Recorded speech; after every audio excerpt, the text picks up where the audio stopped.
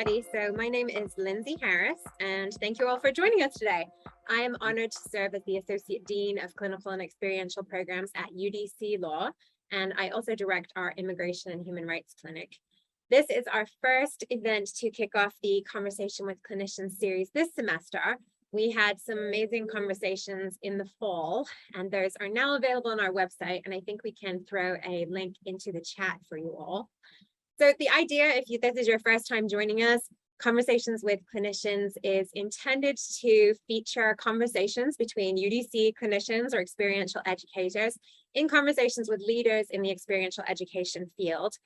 As early leaders in clinical legal education at UDC Law, at a school where our students take between 10 and 14 mandatory clinic credits as a graduation requirement, we want to create a space where experiential educators across the country and sometimes the world can engage in topics of interest, along with thinking through some of the really pressing issues facing our community. So we usually have cameras off until the end, and then you're welcome to pop up and join us and ask any questions that you have. So today, this is really the first of 4 events this semester, and I will tell you a little bit more about the other events at the end of today's session. But for this morning or this afternoon, depending where you are, I'm thrilled to have our very own Dean Emerita, Shelley Broderick, who actually served for 20 years at the helm of UDC Law, and she started out as a clinician at UDC's predecessor school, Antioch Law, in the criminal law clinic, went on to become dean, leading our school through several transitions over a period of 2 decades. But since 2019, Professor Broderick has been back on the faculty, and she currently is teaching the externship course in addition to other courses, including state and local government, professional responsibility. This is actually our first session within Conversations for Clinicians, which is coming up on our 1-year anniversary, where we're focused on externships, right, as an important and integral component of experiential education outside of clinics. So I will say that both our UDC faculty member today and our guest have decades of experience holding leadership positions in law school, administrative, and faculty roles. Both are also deeply engaged in criminal and juvenile justice systems, serving for national and local organizations, the ACLU, and just countless other organizations and activities in ways that they have served the community and the experiential education space over the years. One point of common ground, for example, between Dr. Ortega, Professor Broderick, is Professor Broderick has for 3 years chaired the DC Task Force on Jails and Justice. So we're pasting Professor Broderick's bio into the chat so you can read a little bit more about her experience. But I did want to introduce our special guest today, Professor Dr.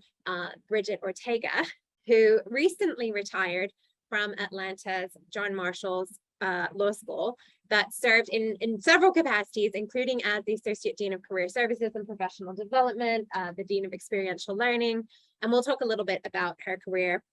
But she has served so many different institutions as an attorney, as a researcher. She's been the past president and chair of the board of directors of the National Juvenile Defender Center in DC. She's worked with in equity and inclusion for the Georgia affiliate of the ACLU. She's overseeing career services, which obviously is integral in terms of thinking about externships and externship placement and post-grad opportunities, experiential learning, alumni affairs, and her law school's foundation. She earned master's and doctorate degrees while serving somehow in roles like Assistant Dean of Externship and Pro Bono Services and Assistant Dean of Experiential Learning. Not quite sure how she did that, but maybe she'll tell us. And she's managed department programs including street law, reentry, the Youth in the Law Summit. And I mean, she'll tell us a lot more about the over 30 years she's spent advocating for criminal and juvenile justice reform.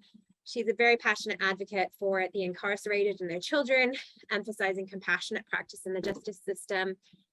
There's just so much more we could share with you all, and I'm sure she will share some highlights too. She's been featured in national media, including ABC Nightline's Kids in Court series and the Frontline Juvenile Justice documentary. She's also a recipient of awards, including the ABA's Livingston Hall Juvenile Justice Award for Outstanding Advocacy in Juvenile Justice, the NAACP Freedom Fund Civil and Human Rights Award, and a few years ago, she was also recognized by the National Juvenile Defender Center as a champion for juvenile justice. There's so much more she has done, but what I want to do without further ado is hand things over to Professor Broderick, and I'll hop back on at the end and tell you about our other 3 upcoming events this semester, and we'll also just take questions from you all and open things up. So thank you both so much for your time today and for joining us. Professor Broderick. Thank you. Thank you so much, Lindsay, for developing this program and for leading us with such verve and moxie. She's fabulous. Bridgett, I'm just calling you Bridgett because that's how I roll. Is that okay? I'm Shelley. I'm just not a formal person. That's how I roll too. Excellent. You know, I read your bio and I just thought, I love this woman. She's my sister. You and I have so many intersections throughout our histories. I'm honored to have the chance to get to know you today on this program. So thank you for joining us. Thank you for having me. I'd like to start by just telling us, you know, you've been in the Air Force. Lindsay really could have gone on for days. You've had quite a storied career.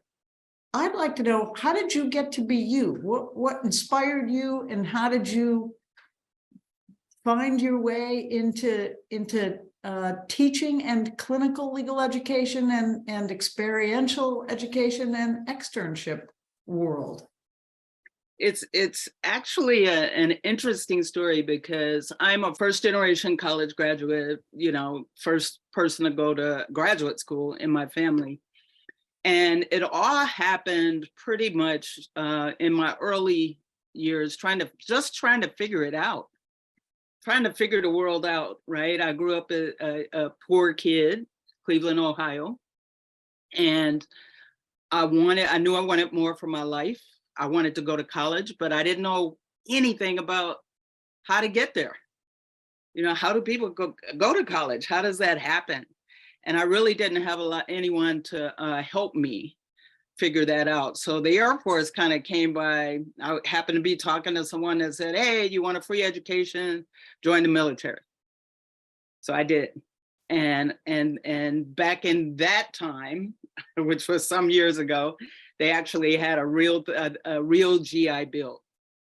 But my passion for law happened long before that because of just my family's interactions with law, you know, with criminal justice and people going to jail and, you know, the unfairness of a lot of things that I was seeing in my community.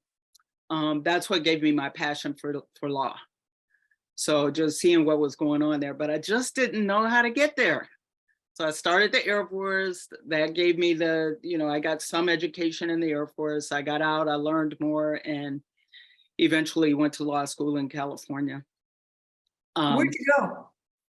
I went to Lincoln University Law School, Okay. which was in San Francisco Okay. at that time. Yes. So Yeah. it was a small opportunity law school, very much like John Marshall, where I ended up. And my first job was as I worked for an insurance defense firm. Yuck. Hated it. Knew that was not going to last long. Always felt like I was on the wrong side of the issue. Just did not feel like justice to me. And then I had a mentor judge who said, well, what do you want to do? And I said, I really want to be a public defender. And she helped me to achieve that dream. She said, why aren't you doing that? And I said, because nobody's hiring me. I keep applying and they don't hire me. She made a phone call and the next thing I knew, I was a public defender. Wow. Yeah. So did that for almost 17 years. In Atlanta? In Santa Clara County, California. Oh, okay. You know Cookie Rodolphe? I do. Yes. She's our kind of people. Absolutely. Great clinician, great defender, great death penalty advocate. Yes. And fun. Yeah. So, and the only reason I did not end my career as a public defender is I did not know enough about work-life balance, which is something that I definitely teach my clinical students about work-life balance. And I really just ran myself ragged and became ill. I ran the juvenile division of the public defender's office, did great work there, great innovative work there. And I just got to a point where I couldn't do it anymore. I physically could not do it anymore. The heart and the mind was there, but my body just couldn't handle it. So I ended up in the Pacific Northwest, Jillian's neck of the woods up that way, and did policy work for both Washington State and Oregon, all dealing with criminal and juvenile justice. Okay. So I stayed true to my roots, you know, helped to pass some great legislation in those states, and got to a point where it was like, okay, what's next? And I had not thought about higher education, to be honest with you. I had no thought of that. That was never my aspiration, to be a professor or to be in higher ed. I was trying to stay as far away from law schools as I possibly could. Post-traumatic stress disorder. I tell the students all the time, you know, I'm still not over that contracts class. Yeah. So again, it was by happenstance, some consulting work, and ran into yet another judge who I still work with to this day here in Georgia, who said, John Marshall was looking, you know, for someone to come. They were just starting their externship program. Okay. I mean, it was literally a startup. And trust me, nobody knew what they were doing. And by that time, I had received a master's degree in organizational management and leadership. So it was really a wonderful opportunity to be with a startup, because I had the background and the training to be able to help them build the infrastructure for that program, for Nice. their program. So, but the judge said, hey, I think you would love this job. I think you would love it. So I moved. By that time, I was back in California. I moved from California to Georgia, interviewed for the job. Yeah. And she was right, wasn't she? She was. I can tell. Yeah. You and I are happy warriors. Yes. Yeah, yes. right. Yeah, I really feel that. So in my case, I too was the first to go to graduate school, and you know, a friend of mine said, you know, you were put on this earth to be a lawyer, right? You know that. Oh, I do, you know, and I went, and, you know, I didn't know any lawyers, or, you know, what that was all going to be like. And I went to Georgetown Law School because I had a boyfriend and I wanted to stay in DC.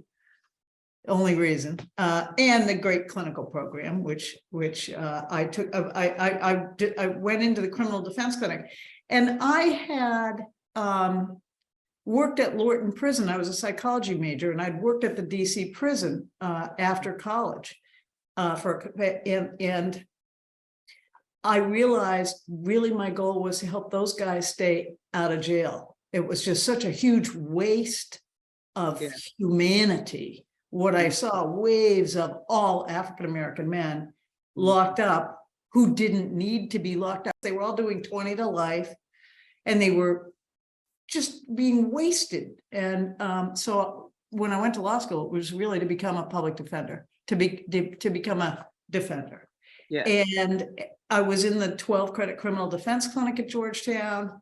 It's all I ever wanted to do, but I saw that the clinic was amazing, you know, because the people who worked there got to teach and try cases all day, every day. And I thought, this is the perfect job. This is absolutely perfect. So that's what I did. I accepted a fellowship as a clinical fellow at Antioch Law School. You know Antioch, right? Speaking of startups. Yes. In its just first few years, and I led our criminal clinic for 10 years. And later led our legislation clinic at the new law school. You know, Antioch closed, and we got the city council to take Antioch over and make it into the public law school for the District of Columbia. And I was, you know, so I was in a startup. Our goal was to go out and recruit 150 of the worst troublemakers we could find who wanted to make social change, right? That was the whole goal. Right. We had a clinic every year, you know, it was magic. And at some point, you know, I was very involved in DC politics and government and all the public interest organizations. And we had a consortium of legal services providers. So when it came time years later for me to run the externship program, I knew all of the leaders of the poverty law organizations. I knew all the defenders, the prosecutors, the judges, and I like you know, can pick up the phone and place somebody in a heartbeat, you know, or shoot an email and boom, it just happens. And that's a huge benefit. Do you find that your connections and your interactions in the community have greatly enhanced your ability to help your students find a match? Absolutely. Absolutely. And although I was not from the Atlanta area, so I wasn't really embedded in this legal community, I had done so much other work, you know, nationally, that I knew people from everywhere. So I did have connections in Atlanta, which really helped me to, one, network, to meet other people, to meet exactly what we tell our students to do, right? How important networking is, right? So you tap into the people you know, and then, you know, it goes from there. You attend the networking events, you get involved with the bar, you do those kinds of things. So yes, it's very, very helpful. I think it's a personality type that you know, you're passionate and committed to a host of issues. So you invest yourself, body and soul, into learning about them and dealing with them and you know, engaging with them. You get to know all the people involved, and hopefully you can pass that passion and that network on to your students. Yes. You know, I read that you said in your bio, "I've lived a charmed life. And I've always been engaged with impactful work." Yay. Yes. Very yes. Cool. So I tell our students that in the externship program, you pay us at the law school a whole bunch of tuition to go work free for somebody else. Let's say that again. You pay us right. to go work for free for somebody else. So my goal in this seminar is to help you get the maximum benefit out of the experience. Yes. And how do you do that? You got to plan for it. So I want to talk to you a little bit about how you start the students off to launch them into the placement. Well, first of all, you need to understand kind of our students, right? And we all love our students, right? They're all the greatest. Yeah. But our students tend to be a bit more mature. They have more often than not, they have prior work experience. Mm-hmm. It's a career change for them, or they may have tried some other things and landed in law school. It's very much like ours, Bridgett. We're a historically Black law school. We're the public law school for the District of Columbia. Okay. We're an urban land grant law school, right? And we're dedicated to training public interest, public service, public policy lawyers. So we get the exact same thing. The average age is 29, 30 every year, varies slightly, but it's always just like yours. Well, it's not a hard sell. They come in, you know, excited. They're ready to work. A lot of times before they are ready to work, They are knocking on my door. I feel you. And wanting to, it's like, no, you need to do this first, before you come here. But we are very personable with our students, right? So before they even hit the door of their externship, we've had at least, I would say, 5 touches, personal touches with them. They have to take learning for practice, so that's that part. Tell me about that. Tell us. I'm sorry. Right. This is so intimate. You and I could go on all day. Right. Tell us about that. We teach for our first time externs. They have to take a course called Learning for Practice, and it is the companion course with their initial externship. And they take it concurrently, or yes, they take it concurrently. Yeah, ours is the same. Right. And we use that book, Learning from Practice. Yeah, we use excerpts of it, but we customize, the course for the student population. And I also instituted a drop-in system, right? So throughout the course of the semester, they have to drop in at least, I believe it's 8 times throughout, and it's weekly, right? So we have these drop-ins every Wednesday. We do it twice a day, and they pop in and we have conversations about, I may have a prompt to talk about something current, or they may talk to me. Usually in the first few weeks, they're talking to us about their experience, right?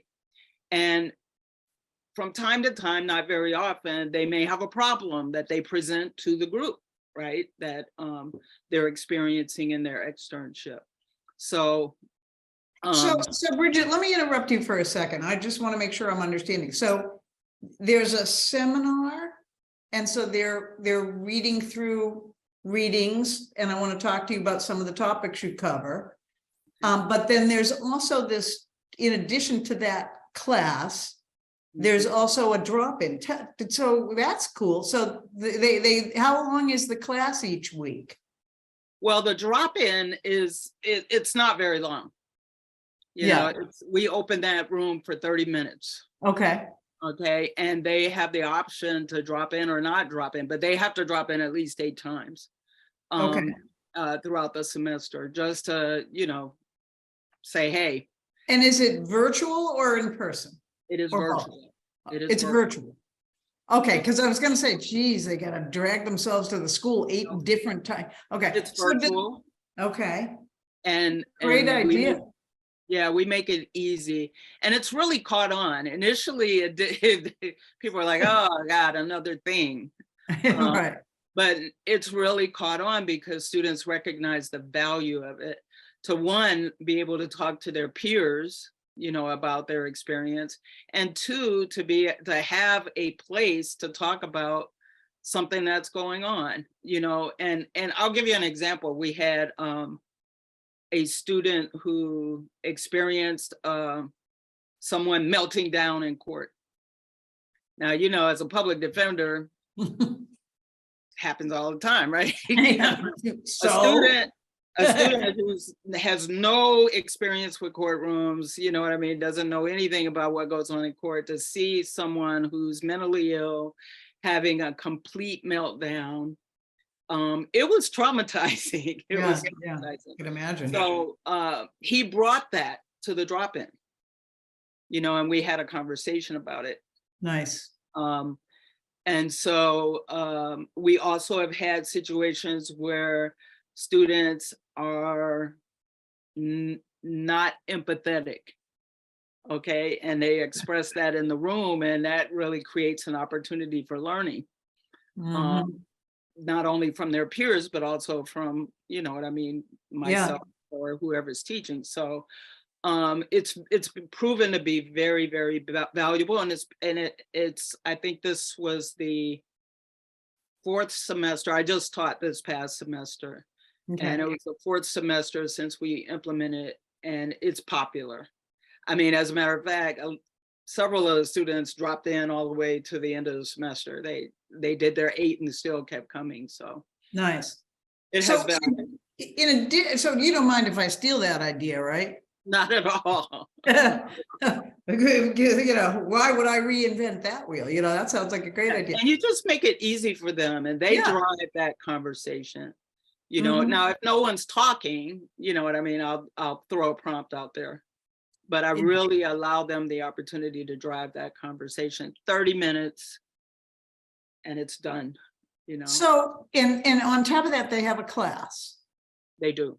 How do you, well, how does the class, do you teach that or somebody else? I taught it. I'm Okay. retired now. Oh, don't gloat. It's not becoming. Look at you. It is.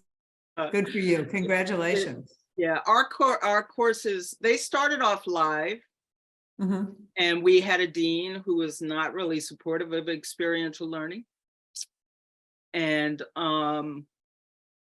it was a battle. It was really, really a battle. So it started off live, graded. He stopped that when he came on board. The course now is asynchronous, and they're fighting that battle all over again to get, you know, have it a graded course. I like it asynchronous though. Many of our students anyway, some of them work in addition to law school. I think it just works out better. And with the drop-in, I still get to see them, I get to interact with them and spend time with them. So what are some of the topics you start off with in the seminar? Learning from supervision, how to get good feedback,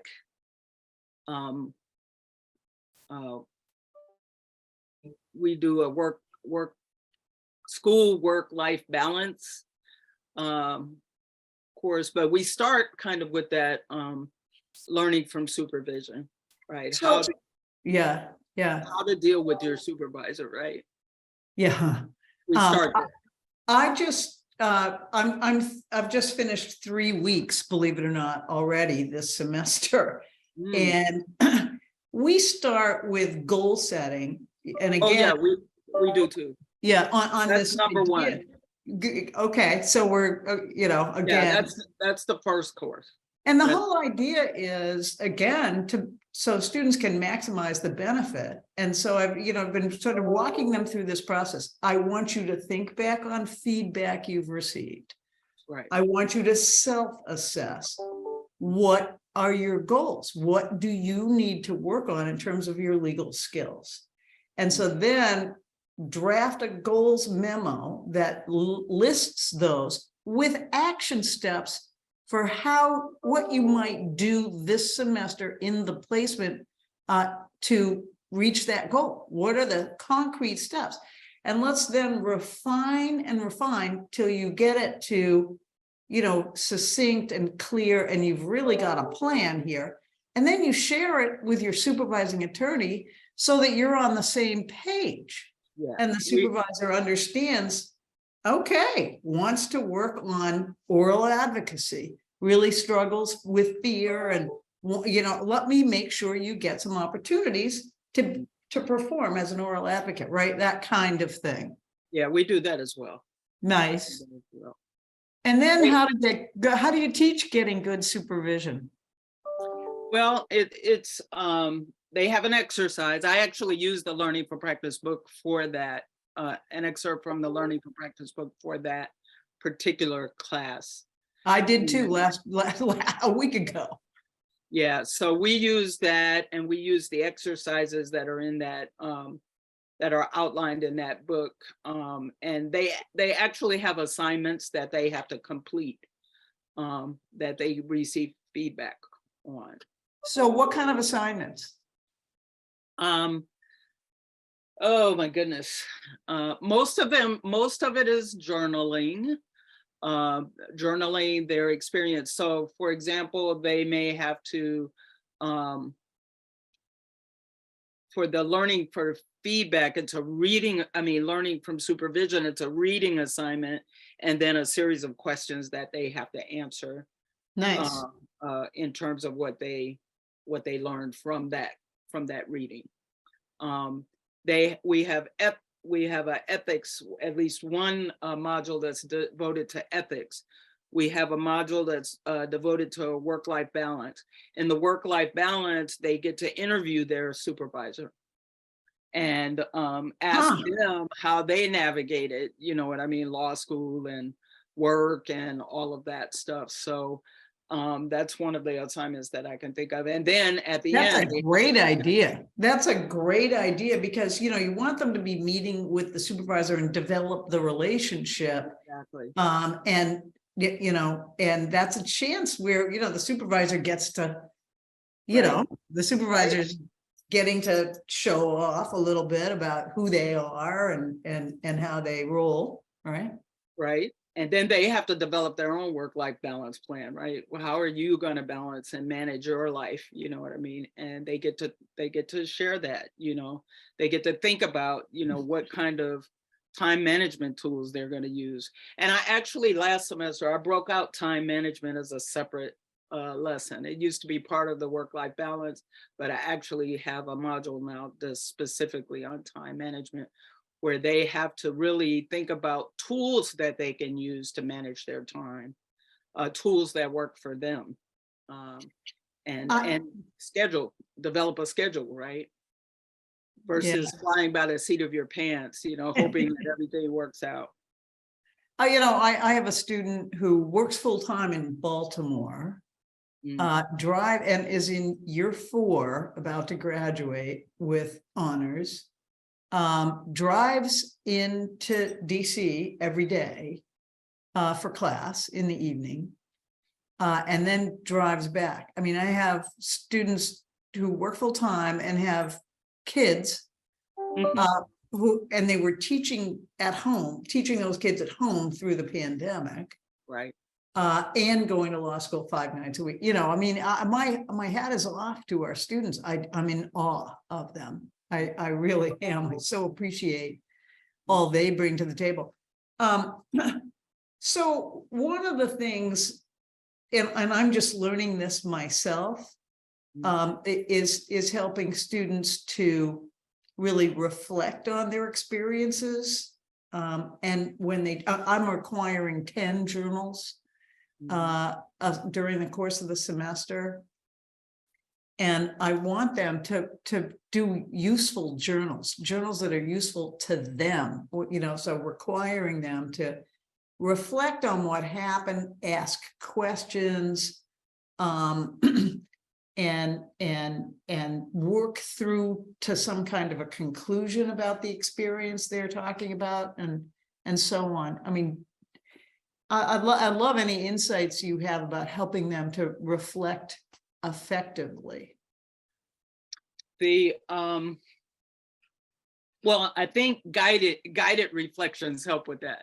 Okay. So we have the learning for practice class is not so much reflective.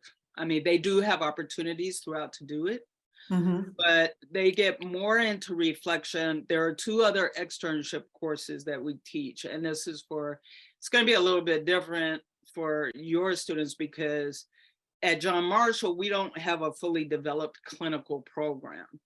We're just kind of sticking our toe in that water. Right. We started our first clinic, I'm happy to say. Congratulations. Yeah, we started a landlord-tenant clinic last year, and that's going really well. So much need in the community. Oh, absolutely. So great for students to understand not just the theory of meeting with students, but the actual experience. Right. And that clinic is really unique because our instructor comes from the Atlanta Volunteer Law Foundation. And so not only are they working on these landlord-tenant cases, but they are, you know, helping to get them secure housing. They're helping them to, you know, connect them with services and things of that. So, but that's a whole nother thing. But it's very, very exciting. But because we did not have a clinical program, our students can do more than one externship, right? So so that first externship, they do learning for practice, and we try to give them really skills, right? Skills to navigate the legal world. especially since a lot of our students are new, it's new for them, right? We don't have generational lawyers. We have a few, but for the most part, the world of law is new to them. They're very interested in it. They're very excited, but they need skills to be able to navigate that world. So that's learning for practice, right? Just giving them that basic foundational stuff to get them through and a successful externship experience. Then if they take a second, which many of them do, externship, they take an advanced seminar. Now we're getting more into that reflective thinking, right? Thinking deeper about things, okay, now you've done an externship before. What's different? You know what I mean? Why did you choose this one? Or why did you choose this day on? Or what do you hope to learn that's different from what you learned the first time around? And just deeper thought about issues, and things that are going on. And then now we have even a third externship. If very few people do it, maybe 3 a semester. But we developed a course called Foundations for Practice, which really, really is, they have to think much broader, about what it takes to do this work. Right. Internally, what do you need internally to be able to sustain yourself through a legal career? So those they kind of build on each other. How do you use the externship to further social justice goals if you are able to? We talk about it a lot. Do you? Yes, and this is my community here, right? I'm very selective about where our students go. Okay. So that's one of the ways that we advance, right?